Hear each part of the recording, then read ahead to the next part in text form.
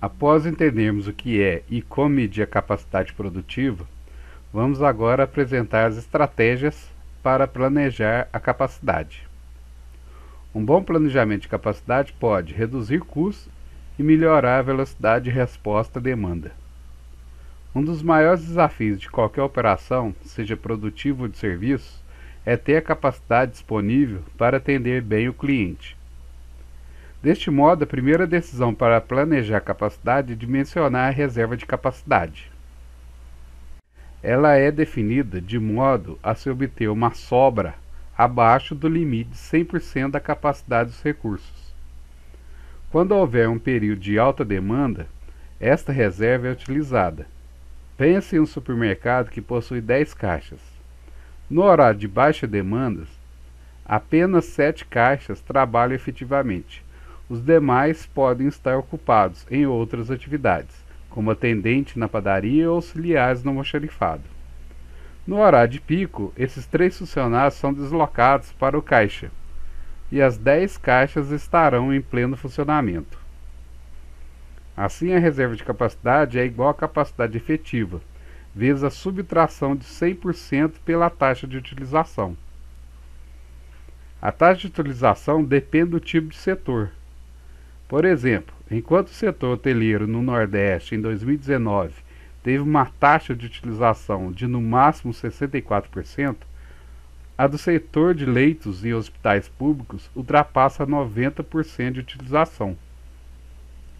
Depende também do tipo de recurso. Para recursos especializados, como são caros, a reserva é menor. Para recursos operacionais, a reserva pode ser maior.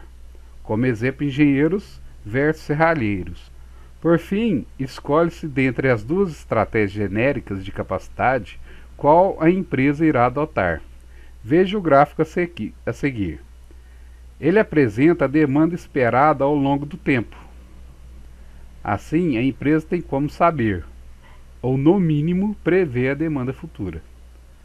A função do gerente de produção é atender a essa demanda com o menor custo possível.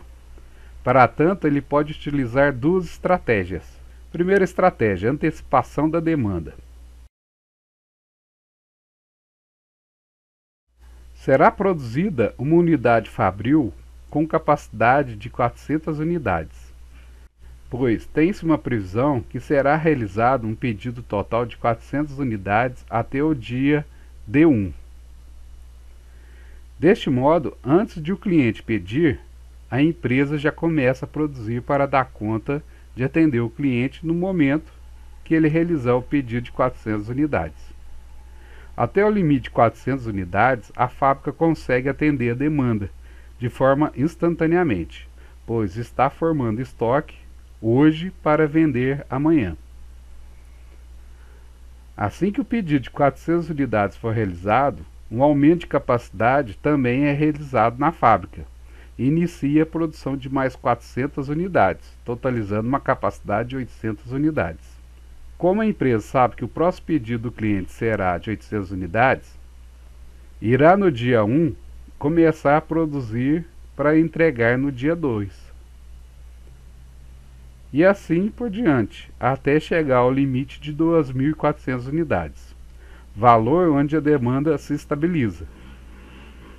Por esse exemplo, podemos perceber que nessa estratégia a empresa antecipa a curva de demanda.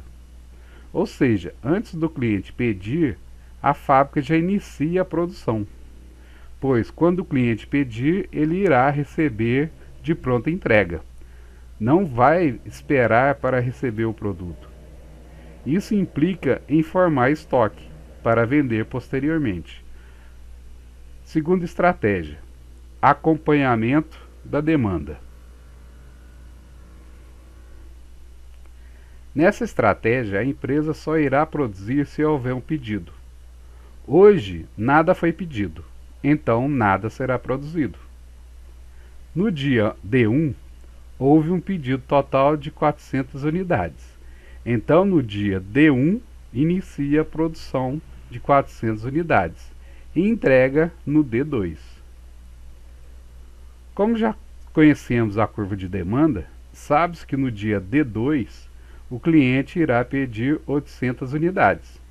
Contudo, a fábrica irá realizar um aumento de capacidade somente em D3, pois o investimento em mais capacidade só ocorrerá quando esta demanda for confirmada. No dia D2, inicia a produção do pedido realizado em D2 e entrega no D3. Enquanto que na primeira estratégia, no dia D2, já teríamos os produtos prontos para entrega, pois fizemos estoque.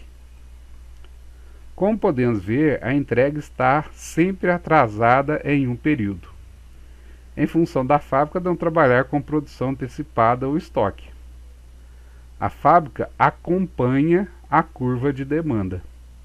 Pede produz porém o cliente deve esperar este ser produzido. Os mais observadores já visualizaram que a estratégia antecipação à demanda é na verdade o sistema de produção em massa, ou just in case. Já o acompanhamento da demanda é o sistema just in time.